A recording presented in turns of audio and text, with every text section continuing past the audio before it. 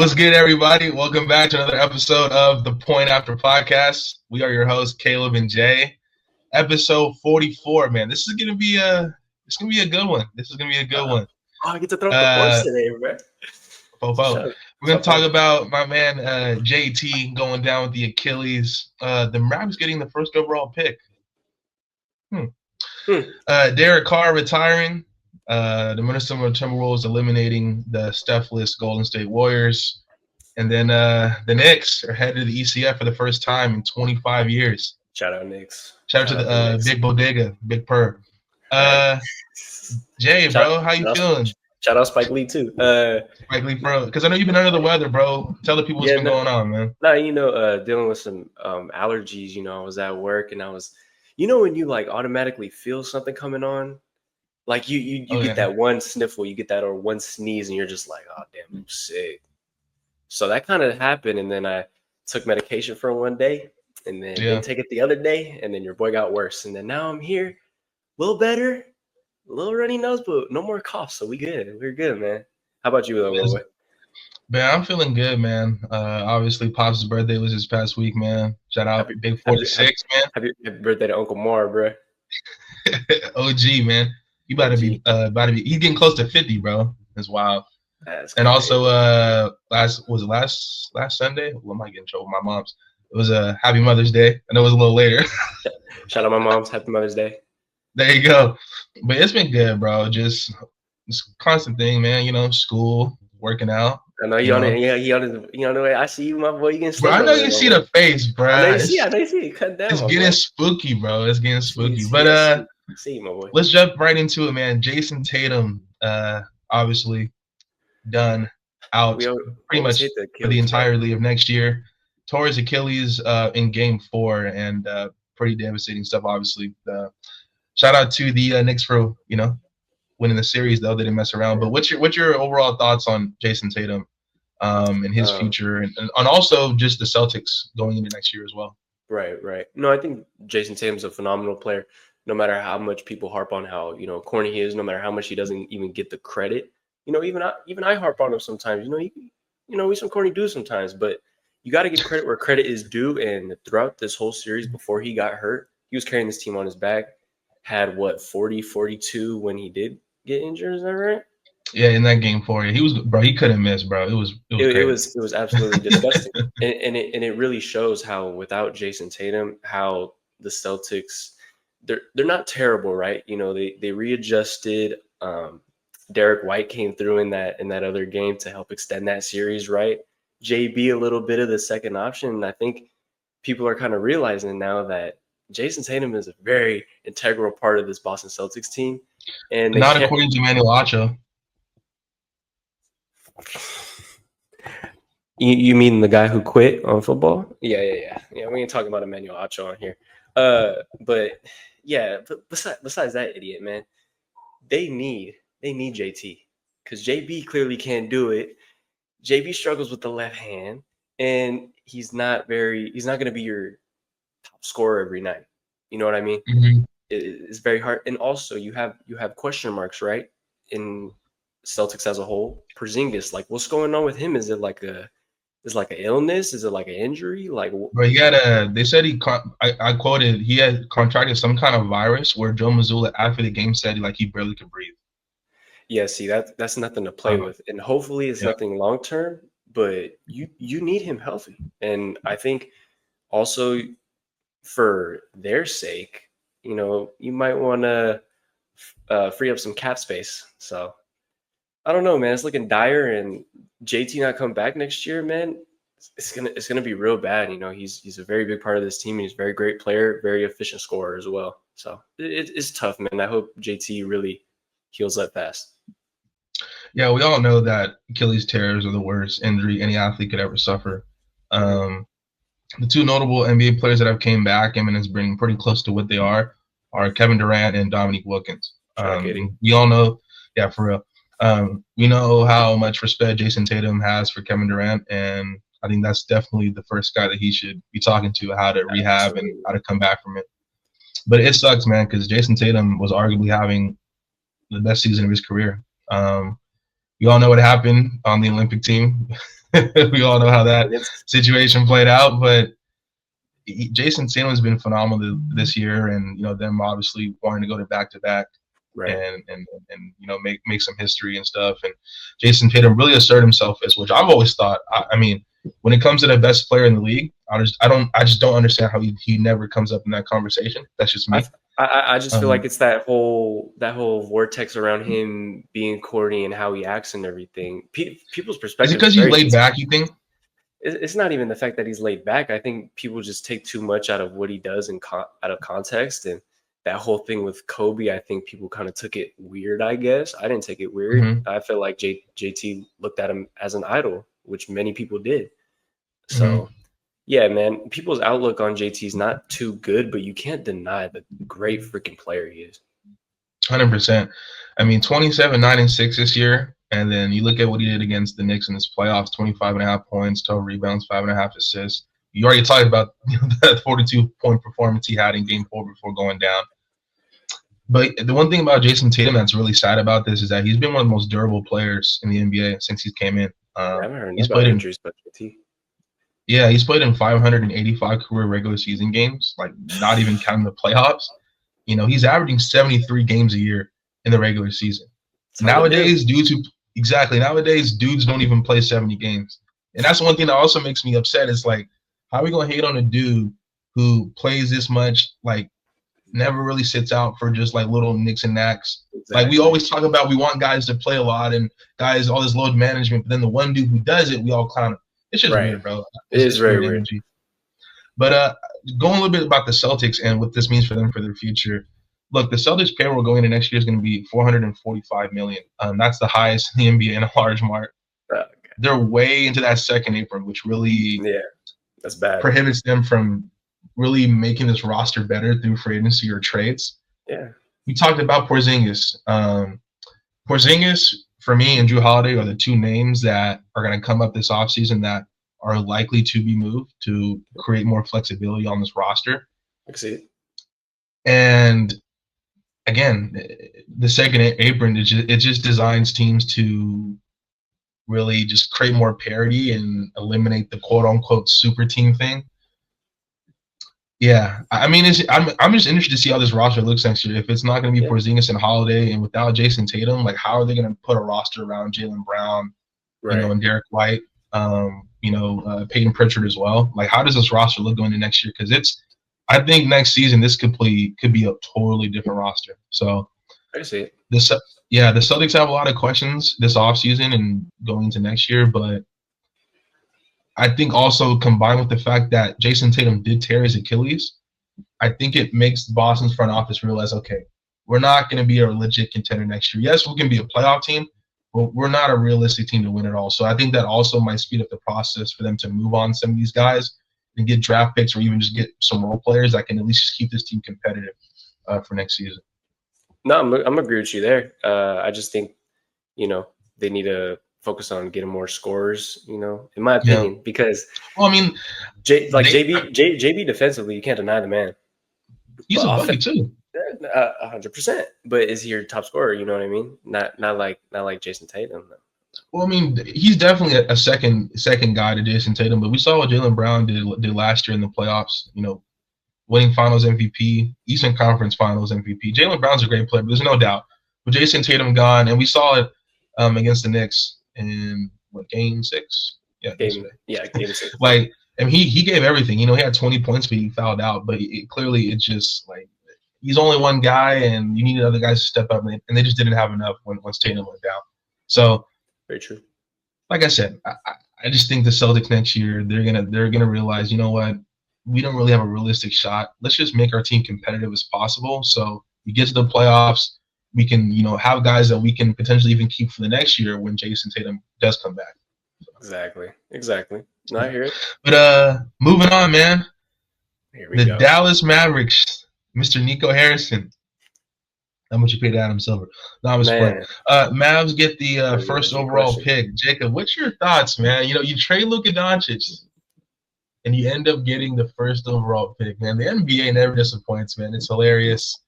I mean, it's a script. The entertainment industry, baby. It's a script at this point. I mean, you got to garner views, you got to get eyeballs on the sport. This is essentially Yeah. what you do. You can't really look at this and say it's not rigged. And guess what? People are still saying it's completely rigged, and nothing is going to be done about it. That's the whole thing here, is that we allow these corporate heads and these idiots to do that type of stuff, where Cooper Flag should have gone to Charlotte Hornets. You know what I mean? Like it's you put these type of guys in teams of need. Where did Curry go? Where he was needed on a crap team The with Warriors. no future out. Exactly. You say the same with LeBron. So like my whole thing Well, is even the LeBron stuff was kind of rigged though, bro, because Cleveland getting the first overall pick, and him that being one. from That one was Akron, a that little was a little sus. weird, bro. I was a little sus. Well, that's another aspect of it, right? But no, but So I definitely understand what you're saying as far as teams that like aren't great needing a player like that to make them better. yeah, I understand what you're saying. yeah, yeah. It's just weird. I feel like, and also we can't just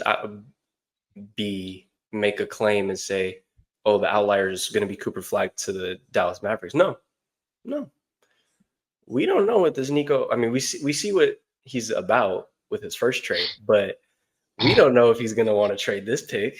You know what I mean? Oh man, What if he wants to get Giannis?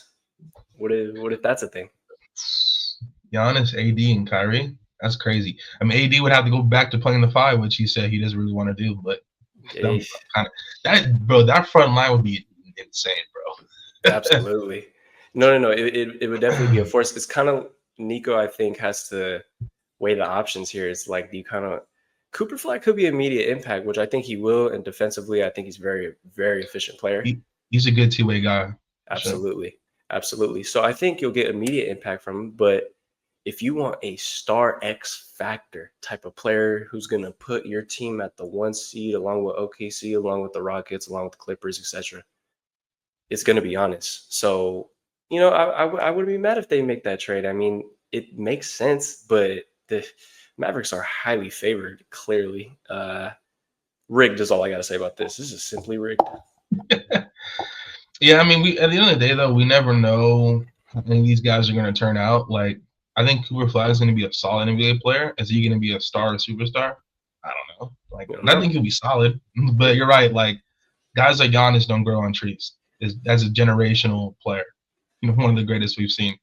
But going back to the Mavericks, I mean, this whole situation. I mean, look, bro. The NBA is what a multi-billion-dollar industry.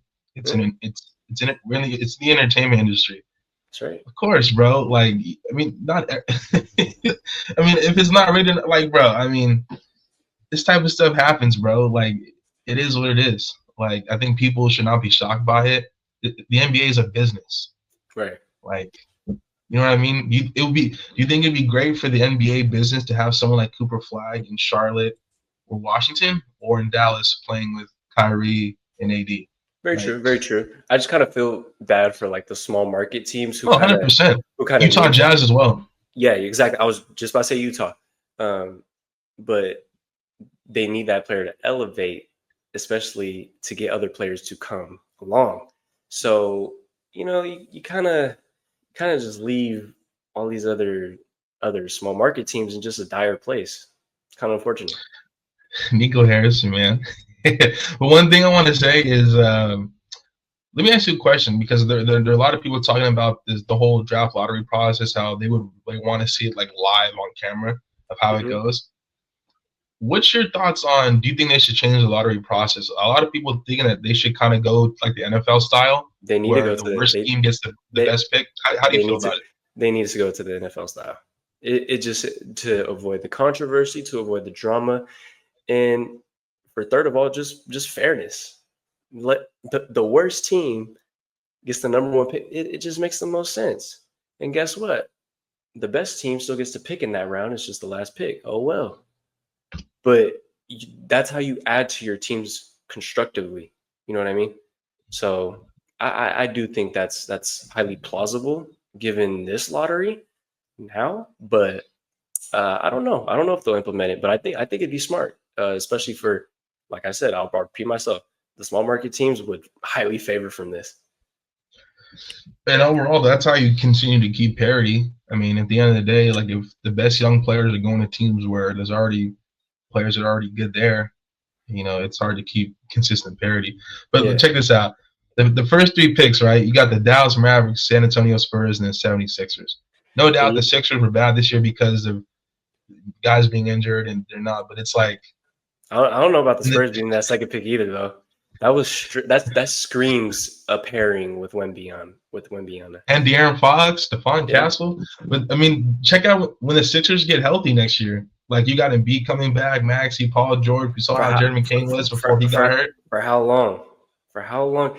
Let's not talk about McCain. That man coming out with nail polish now. Oh my goodness.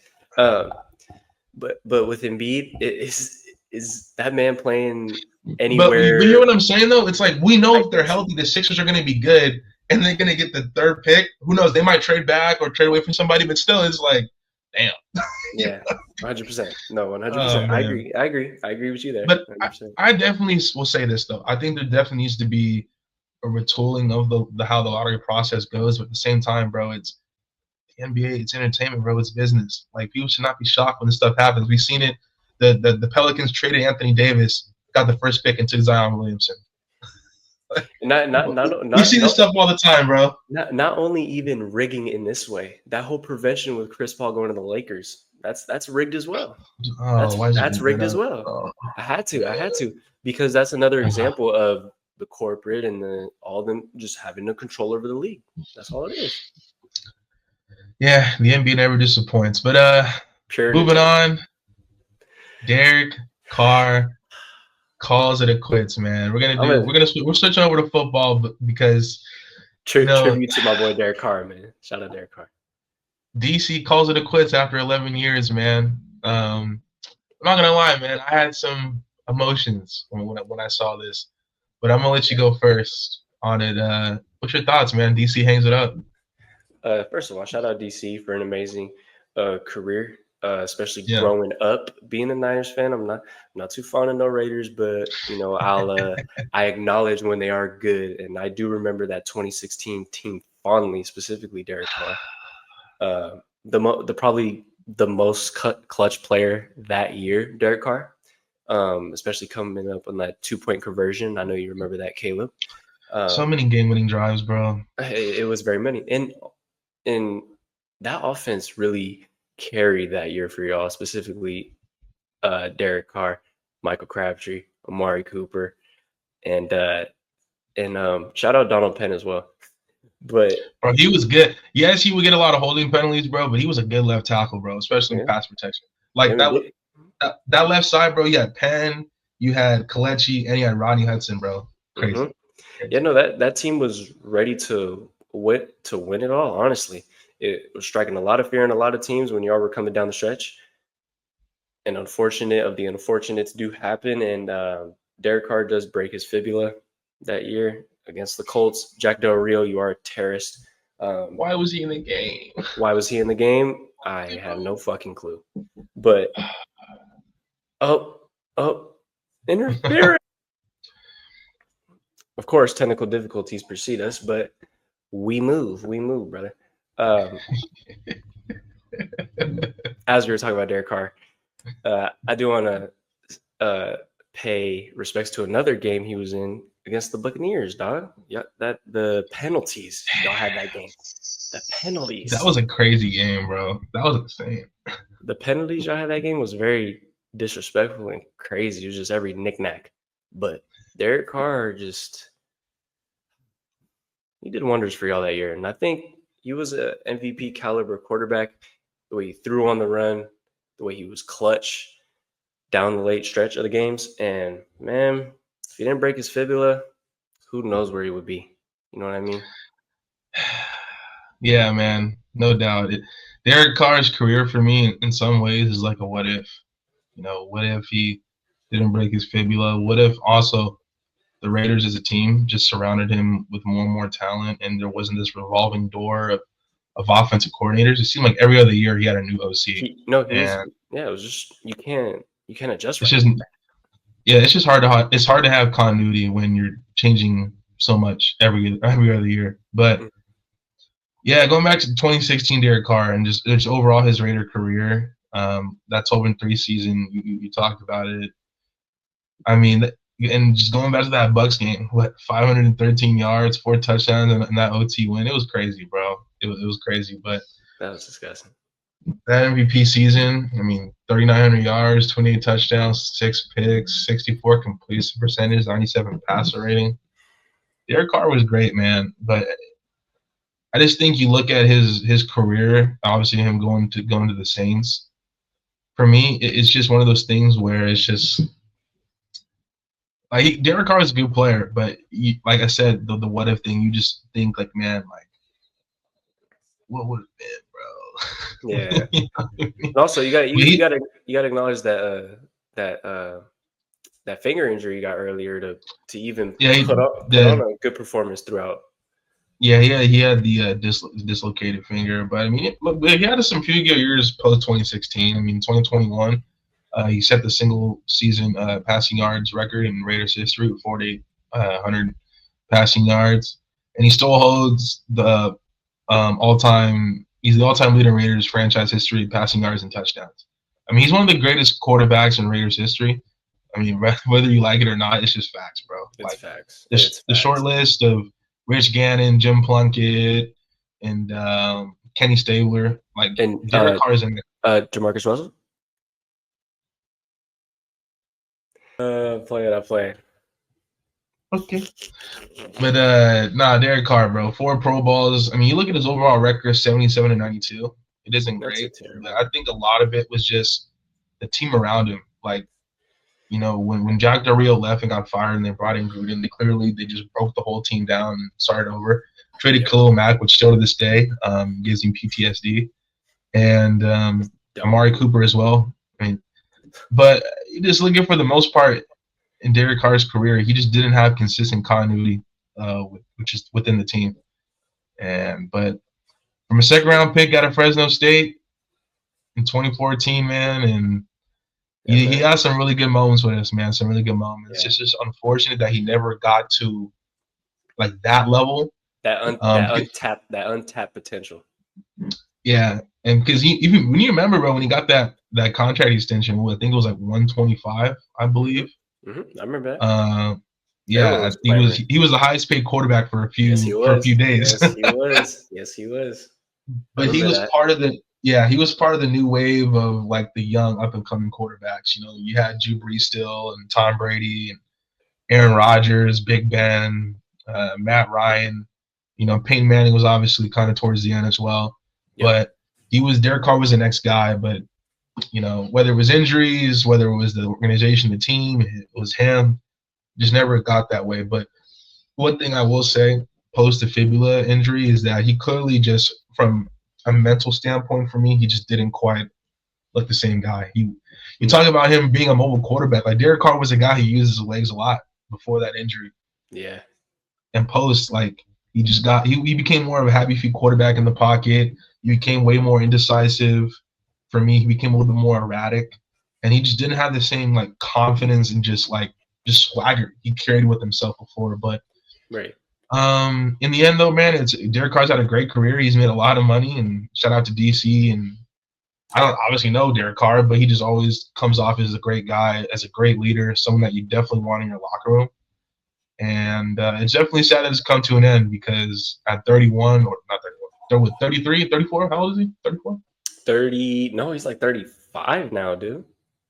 Well, 35, but we've seen quarterbacks play into their late 30s, early 40s, so I think he definitely still had more to give. Oh, But no, it's he's 30. unfortunate. He's 34. He's 34. 34? Yeah, so I think he still had way more left to give to the game.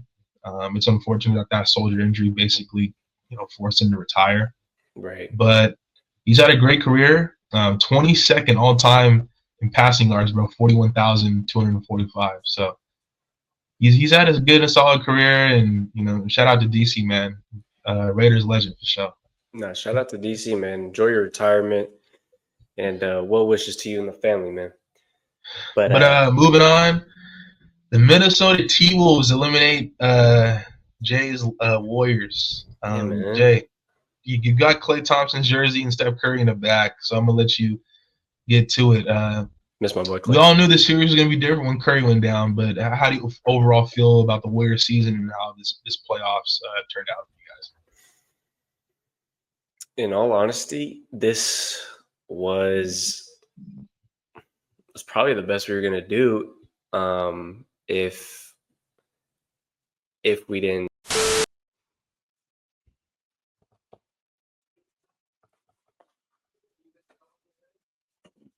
subscribe, motherfucker. What's your thoughts, bro? I know you basically kind of said that you felt like you kind of this is where you felt like the ceiling was, but then you wanted to change it. You wanted to change Oh or to yeah, yeah. retract. No, that's right. That's right. No, not the ceiling per se, but how far were the Warriors really going to go without that acquisition of Jimmy? Because guess what? With that acquisition of Jimmy, you're a playoff team, but without, it looks like the Warriors are about to miss the playoffs. So all the fans all harping on Jimmy and not saying he did enough or is doing enough or is not scoring the ball enough.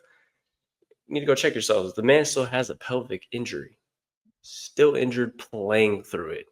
It's he's doing it for the squad because he knows they really need him on the court, given offensive, given defense, and also facilitating.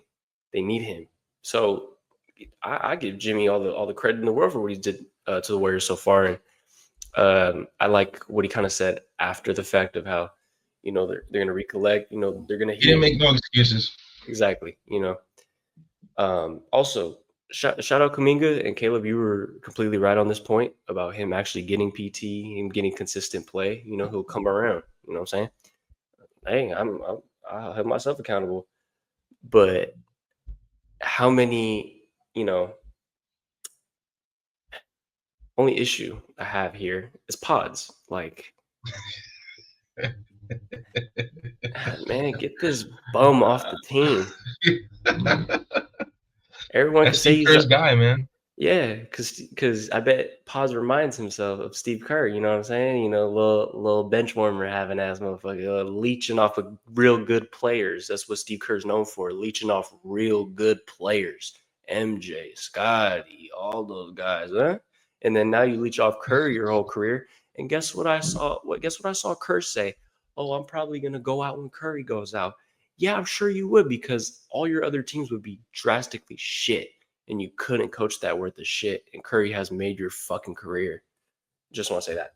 But yeah, Curry was set to play in Game 6. Didn't end up playing in Game 6 because the Warriors can't give this man a goddamn win.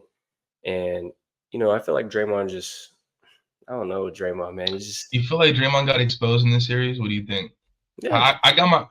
I'm gonna be honest. I'm gonna let you finish, but I'm gonna talk about Draymond. I'll yeah, let you no, go. no. I feel like Draymond got exposed this series. I mean, what that one game stuff was initially out, he went off with some threes, but other than that, even defensively, he was very underwhelming this series. He didn't do too much against Gobert like he said he would. Julius So Randle, bro. also, yeah, I was just about to mention, not just talking about the Warriors in specific, but I want to talk about the Wolves that beat him. Shout out Anthony Edwards, staying consistent and not taking a injured Warriors team lightly, taking it for granted. You go out there and you finish it, rightfully so. This is what you do. Good shit. And Julius Randle being that second option, just murdering the Warriors defense with his shots, man. And it's it's a tough ask for the Warriors to to win that whole series without Curry. And given he was coming back to Game 6, y'all should at least got the man one. Yeah. Um. Quick thing on the Jimmy Butler thing. A lot of people are saying Jimmy's like washed already. He's not the same guy. It's He not is playoff not Jimmy. washed. He's not Then I washed. saw Udonis Haslam go on ESPN, who was his teammate, and said that Jimmy Butler isn't like Dwayne Wade or LeBron, or is it? Well, of course he's not. We all know Jimmy Butler is not that kind of player. Of Like course not. LeBron and D Wade, those are all-time players. Jimmy Butler's still a really good player, but if you watch the game, UD, um, Jimmy Butler was still hurt from the pelvic contusion, bro. You clearly saw it. The dude's back was like, look It's how Jimmy Butler was it's moving throughout the it's playoffs, bro. aching, bro. It's literally aching. You can see it. And Like, shout out to Jimmy Butler for not making an excuse. And at the end of the day, that's just the kind of person he is. He's not going to make any excuses. But clearly, he wasn't 100%, bro.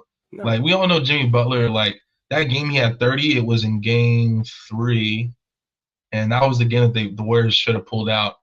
But like that was the kind of the best you're gonna get from Jimmy, just from a scoring Yeah. perspective and his aggressiveness. Like he put everything out there in that game, and I don't think enough credit goes to Minnesota defensively. Like they were putting Jaden McDaniels on him, they had Anthony Edwards on him, they put Julius Randle on him, they killed Alexander Walker. They had a Yep. lot of athleticism and length on Jimmy Butler. So every time he would get to the basket, and then you had Gobert as well protecting the rim. So it was hard for Jimmy to score and find a shot because there was just he was just when he would look up he would see trees, bro. And then when he would kick out to guys, like Paz struggled to make threes the entire series. Buddy Hield struggled to make threes the entire series. Moses Moody, my guy. I mean, I love Moses Moody. I think he's still a good player. But this playoffs clearly was a struggle for him, no doubt, making shots. And then Quentin Post basically fell out of the rotation.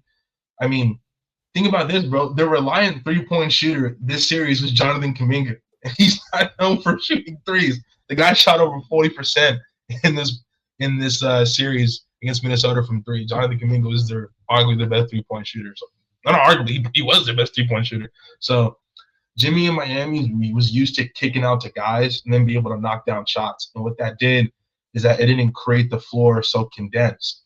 And especially with Steph Curry gone, Minnesota game plan was like, all right, when Jimmy has the ball, we're going to put all eyes on him. We're not going to collapse because we don't need to collapse because guys we're not believing them to make open threes. And when Jimmy gets to the basket, we're going to have Gobert there. So exactly, Minnesota's game plan was simple and it was effective. They knew what they needed to do when Steph went out. And I think Warrior fans now are kind of just, and not even just Warrior fans, but people who watch the Warriors, they're over the top now thinking what this Warriors team need. Dude, when the Warriors got Jimmy Butler, bro, they were one of the best teams in the league post that trade. And you're just not going to win a series against a team as good as Minnesota without Steph. You think the Timberwolves beat the Warriors by Anthony Edwards? You think we saw what happened with the Cavs with Donovan Mitchell going down, Darius Garland, DeAndre Hunter, and Mobley? Look what happened. The Pacers won. Mm-hmm. We look at the Milwaukee Bucks in the first round without Dame, and they had Giannis. Still lost to Indiana because Indiana's a good team. So at the end of the day, it's not necessarily the best team that wins a series or finals. It's a team that's healthy that wins a lot as well. That's right. You know what I mean? So I think the Warriors had a great season. I just think it was impossible to expect them to beat a Minnesota team without Steph. Yes, they could have gotten a game, but you got to, like you said, you got to give credit to Anthony Edwards and his team. They realized that Steph was probably going to come back from Game 6, and they said, no, we're not giving you guys any kind of faith or chance. We're going to end it right here, right now. So, and then Anthony Edwards in that Game 5, for me specifically, like, yes, he didn't score a lot, but he had such a great floor game. He was getting guys involved. He was basically kind of the point guard out there. He made shots when he needed to. When the Warriors started to kind of make a run late in that game, he hit that three, and that basically put it back to 12 points. But for me, the big story in this playoffs, not just in this round, this playoffs, is Julius Randle, man. I'm so happy for Julius Randle because he's a guy that has been shitted on because of his playoff performances with the Knicks, even though I think a lot of that was due to his health and him not being 100%. But people tend to forget Julius Randle was an all-NBA guy twice. Julius Randle, when he's right, he's one of the best players in basketball. Like, he's a really good basketball player. Mm-hmm. And you're seeing it now with Minnesota. He's healthy. This team, they're playing at such a high level. And Julius in this playoffs, I mean, specifically against the Warriors, 24 points, 8 rebounds, 6 assists, 49% from the field, 42% from three. He was dominant. And talking about Draymond's great. I think in Draymond's defense, I think he physically was gassed. Asking a 6'6" guy to play center at 35 years old is kind of nuts, but they had to do it because I guess who else are you going to play in this kind of environment? Like, respect to Kevon Looney, he's had a great Warriors career, and he's been, I think, an underrated Warrior. At this point, Kevon Looney is just not that guy. You know what I mean? Nope. And obviously Trace fell out of the rotation. I think Quentin Post actually can turn out to be a good player, but Just needs to bulk up. yeah, and he needs to get more quicker. He needs just more experience, but he definitely I think could be a useful player for that team moving forward. Yeah. But yeah, Draymond just couldn't deal with Julius in this series. It was obvious. And Julius Randle was great. I'm happy for him. Both trades worked out for both teams, the Timberwolves and Knicks. You know what I mean? So, and that's a rare thing. That is rare. I'm excited, man. It looks like Anthony Edwards is gonna have a shot at getting that championship, but we got to wait and see what happens with OKC and Denver. I think if OKC wins, I think OKC could send Minnesota home. But yeah, in the end, the Warriors they didn't have Steph. Plain and simple. And Minnesota was healthy at the right time and rolling at the right time. But moving on, man, the Knicks for the first time I don't think I was alive yet. The last time they were in the Eastern Conference Finals, they dispatched the Boston Celtics. All right. Well, Caleb, I'm pretty sure you can admit I did say if Cat did indeed play well alongside Brunson, I mean, they're going to take the cake in this series. Whether Tatum got hurt or not, I feel like they were cooking this series. I'm not going to lie. But shout out Anube and Bridges, especially for making those free throws. Shout out. Just playing great ball and defensively and capitalizing on every moment. Also, going into next round, I don't know how to feel about this. This is going to be a great series. The Pacers and the Knicks. Also, I do want to let you know. I don't know if you've seen it, but Triple H predicted this. Bro, look, bro. My thoughts on this series. Look, the Knicks were great. The Celtics, though, blowing back-to-back games with 20-point leads, that's just inexcusable. Their type of talent and experience. But shout out to the Celtics for getting a game without Jayson Tatum. But I predicted they were going to lose back in New York in 6. I mean, come on, bro. They were not going to lose at home. Again, shout out to Acho again for saying that the Celtics were better without Jayson Tatum. Nice one, buddy. But for the Knicks, the person that should get the most flowers for me is Mikal Bridges. I thought he was fantastic in this series. Made timely shots. Obviously, had the two defensive stops. The one on Jayson Tatum and Jaylen Brown to seal those games. But Mikal Bridges was fantastic, and you see why they traded those 5 first-round picks from Mikal. He was fantastic, and Jalen Brunson. I mean, this guy in the playoffs is just a whole different element, bro. He's a demon in the playoffs. We all know that. He's big time. For me, the 3 best players right now in the playoffs at this point have been Nikola Jokic, Jalen Brunson, and Julius Randle. Those 3 have just been fantastic. But it's great for the Knicks. I think we're going to talk about the matchup with the Pacers in another episode, another time for that. But I think it's going to be a real physical series. It definitely brings back the old rivalry of the Knicks and Pacers back in the day with Reggie Miller and Patrick Ewing, and Reggie Miller commenting it as well. It just adds to the cinema of it. But shout out to the Knicks, man. Like you said, they took care of business. At the end of the day, you can only beat who's out there on the court. It's sad, Jayson Tatum going down, and we talked about it.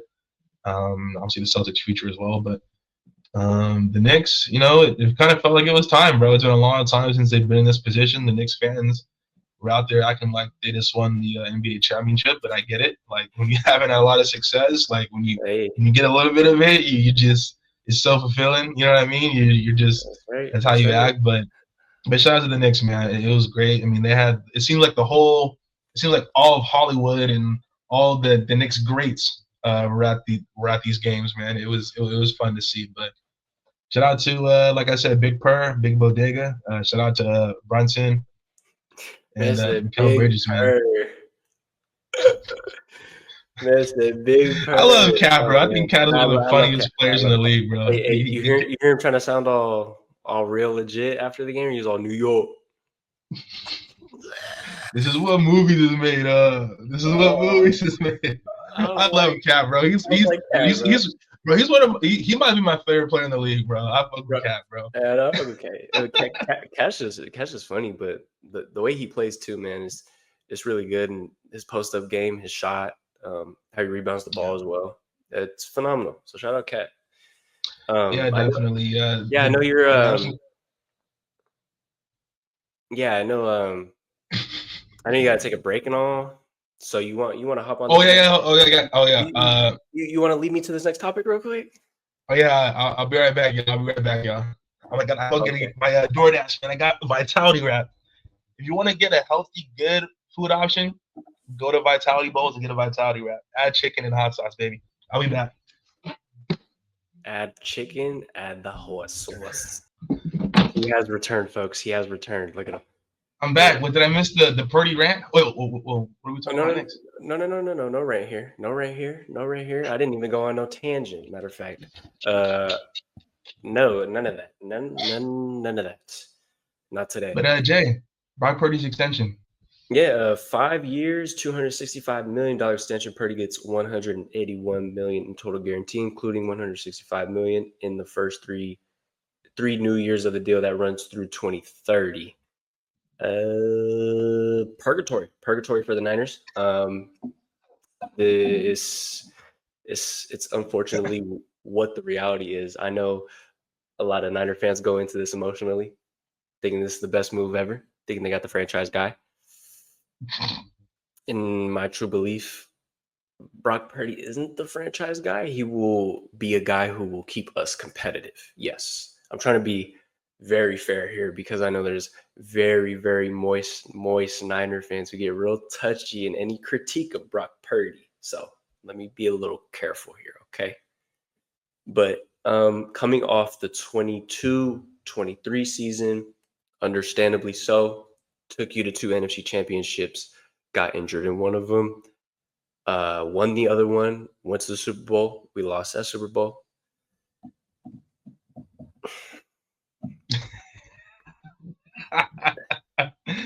Yeah, let's go, baby. My thing is with the contract length, how much money. I thought they would go more of honestly, in all honesty, I thought they would go more of the Darnold route. But clearly Purdy was fighting that market into that 60 million range where Dak is at, which rightfully so. Dak ain't won shit. Dak ain't earned shit. So I mean, you kind of have to validate what Purdy is saying in some sense. But then again, let's be close with the times here. I know a lot of Niner fans, I know even a lot of fans in general are saying, yes, Brock Purdy's earned this. Whoa. Are we just gonna disregard the whole 2024 season? Like we're gonna throw that out the haywire like he wasn't playing? Or what are we doing there? Because if we're basing it off last year, I felt like the numbers should have been real lower, in my opinion. Because there was a lot of games where Brock Purdy wasn't looking too good, wasn't looking like an X factor, wasn't looking like not even a game manager at that point. But I digress. You have the pieces. I just worry about that old line that looks very hurt. Niners have faith in this Brendel. Niners have faith in this McKivitz. You have Pooney, that's your golden goose for the future. You got Trent, injury prone, but will be there. The thing about Trent and why he's injury prone, thing about Trent and why he's injury prone is that he doesn't come to no OTAs. He doesn't get no reps. He's not ready. He's cold when he starts the season. And that also leads to miscues on Trent's part, which has been of late. It's because you're not in repetition. You know what I mean? I get you're a Hall of Fame offensive lineman 100%, but take care of your body and be ready for a full season maybe. You know, just a thought here. And they did acquire some blocking tight ends. That way Kittle could get more touches possibly. So retooling the defensive line, looking at the whole Niners team as a whole. Yeah, Williams looks like a stud. Shout out Mikael Williams, man. He just signed his 4-year contract. Shout out. I think Bosa is going to open a lot of opportunities for him as well. So if most of the rookies do hit, I think this is the year they're probably going to get most of the traction because I don't know what the other schedule is going to look like. Schedule came out this year. Niners have a clean slate. The number one easiest schedule. Also, Caleb, I want to put this on the pod and I want to put this in mind. This season could go very similar to last year. I'm just gonna point that out. Okay, go into that. It could go very similar. As in, so going to that, why exactly you feel that way? Look at Brock Purdy with CMC. Look at Brock Purdy without CMC. Very different type of quarterback, and rightfully so. That's your dump off guy. But guess what? You're gonna be running for your life still, no matter if Trent is on the my fucking life. Correct. And I don't know if Ayuk's gonna be back on time. We don't know what's up with Ayuk, and also I don't want to hypothetically call out injuries, but when guys consistently get hurt every year, Kittle, Trent, CMC at this point, those are 3 key guys who might not play the whole season, even in missed games. This year, you could lose. Easy schedule could very much backfire on you. That's all I have to say. But do you have any? My bad. I was going to say real quick. Then you can go. Do you have any concerns health wise with Fred Warner and Nick Bosa, or no? No, not as much as the offensive guys. Also, let's take into account Brock Purdy and his injury twice with the right arm, twice, not just once, twice. Yeah. So that's on the lookout as well. That I feel like Niners just jump the gun in these contracts too much sometimes, and sometimes you got to just wait it out. And I 100% get what the market is. Guys are going to get paid what they get paid. 100% I get that, but repercussions might be a little too much for you, Niners. I'm not going to hold.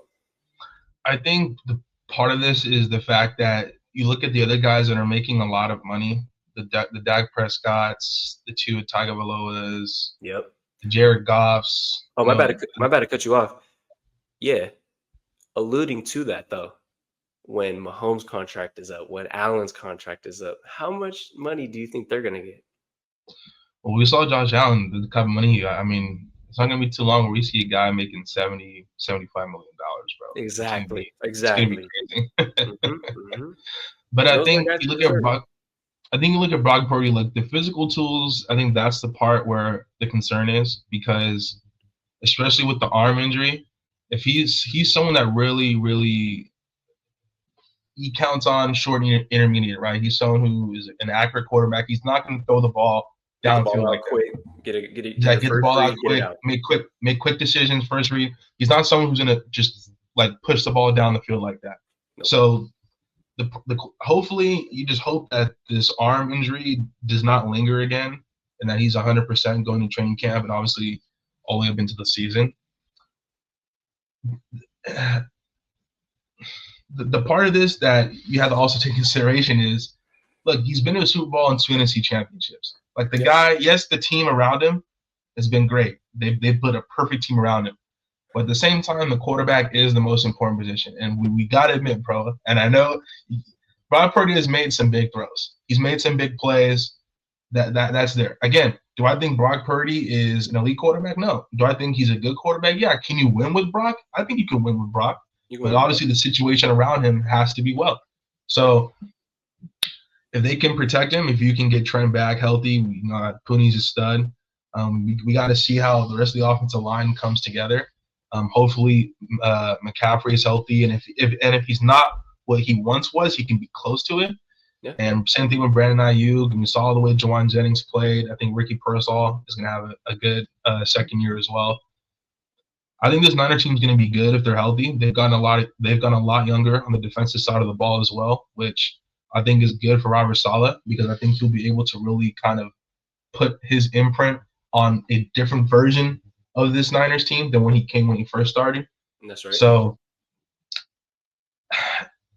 again, do I think Brock Purdy is a $50 million as far as like the elite quarterback? No, but that's just the way the money is for quarterback positions. That's just what it is. Like, you know what I mean? And this whole, I'm gonna take a hometown discount, bro. Come on, bro. That stuff do not exist, bro. It sounds pretty. It sounds nice. Morally, not gonna happen.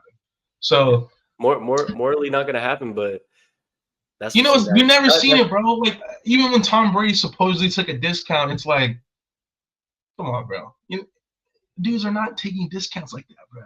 Like maybe a couple million less, maybe. But in my opinion, I just have a problem with the years, right? no, I hear you 100%. I think you could eventually move off Brock Purdy. Yes, possibly. I don't know if you could trade the man, but if you, I, Yeah, 50 million is gonna be hard to trade, bro. I'm just thinking for the future aspect of this Yeah. when the Niners window is actually closed, which I think it is, honestly. So you think Brock Purdy in a few years' time, when a lot of these sort of the older guys start to leave or they move on due to the cap space and that sort of thing, you're just not 100% confident Brock Purdy is gonna be good enough to lead a team that might not be the greatest around him. Correct, and I don't foresee him putting a team on his back and carrying them to a win. And carrying wins in general. I don't see that. He does struggle late in games. He sometimes struggles with third down conversions as well. Misses some throws, misses some timely throws, makes some irritable interceptions there. There's some 2024 season for Brock Purdy raised a lot of questions, which 2023 I really didn't have too many. But once you start getting tape on guys, tendencies, look what happened to Jimmy Garoppolo. Mm-hmm. For as much as I say fuck Kyle, fire Kyle, I give him fucking credit for putting average quarterbacks on a pedestal to where the public outlook is they're one of the top guys in the league. Shout out Kyle Shanahan. So my last point is this: when it comes to Brock Purdy, I think also you have to look at it, and the Niners probably looked at it in this offseason. No one to replace him. Exactly. I think they looked around and they said, okay, like who can we realistically get That's what I think. that we think is substantially better? Like Give if it you get 2, Sam 3 years. Darnold, Give it 2, yeah, 3 years. if you get Sam Darnold, like is he better than Brock Purdy? Like No. Sam Darnold was in the same situation as Brock is around a great team. Right. Like, okay, you're not going to get Geno Smith because you're not going to trade in your division. Again, at Geno Smith, is he that much better than Brock? Or is, you know what I mean? That's the kind of situation we're in. So I think Brock Purdy, the fact that he's been in this system, he's won in this system, he knows what it is, the offense. I think the Niners just have. Also, team and general fans are really around this guy. So he has the belief and the faith from everyone around him as well. Has the tools. I don't want to hear no fucking excuses this year. Brock Purdy doesn't get no motherfucking pass from me. There you go, man. Jay's on Brock Purdy watch. I'm on hate watch. You on hate watch, bro? Not even hate watch. If you can't put a game-winning drive together against a good team, which I've seen Brock Purdy fail at and succeed at, we'll see. I need to see a little more coming off that terrible season. Let's not forget Trent did play some games last season.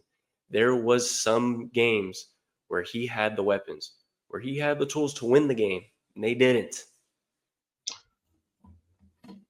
Well, we'll see. We'll see, man. I think you guys are going to be better, though. I think the record, the schedule. I think the schedule is set up for you guys to be. Schedule's highly in our favor. Schedule's highly in our favor, and I think that's why they. We'll see, man. So hold on, though. And hold on. I think that's why they committed this year, because you don't know how the schedule looks next year, and they would have probably had to pay him more after this season because of the easy schedule. He goes off, and then gets more money. So I'm conflicted. I am conflicted, and I get there's no replacement for Brock Purdy. 2-3 years time, we may be saying something different though. So yeah, I know I said that my last point was my last point, but this probably was my last point. So, do you feel does Brock Purdy get a pass this season if he doesn't play well, or he doesn't get a pass from you? No, he doesn't. He doesn't get a pass, and he shouldn't get a pass even from the general fans because the Niners consider the O-line up to par. They drafted the guys they wanted on that D line. They drafted defensively damn near the whole draft. They got the guys they wanted. They got Robert Saleh back. We're a community now. Every Niner fan is saying no more drama. Brock Purdy's paid. No excuses. Easy schedule. There is no excuses.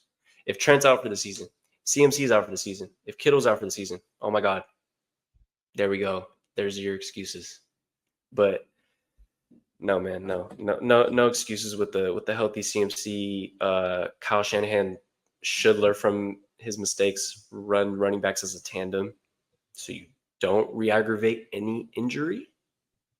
And don't be so vanilla with the offense late in games. There you go. There we go. I got nothing to say, bro. That was a mic drop, bro. And that ends the show, man. That was episode 44. We will see y'all next week. Y'all better stay tuned for that, man. Follow the socials ahead, below, everywhere, and y'all can go ahead and talk shit to us on social media. Holler back at us in the comments. It's been me and your boy Caleb, man. I'll holler at y'all later. Go peace out. Love.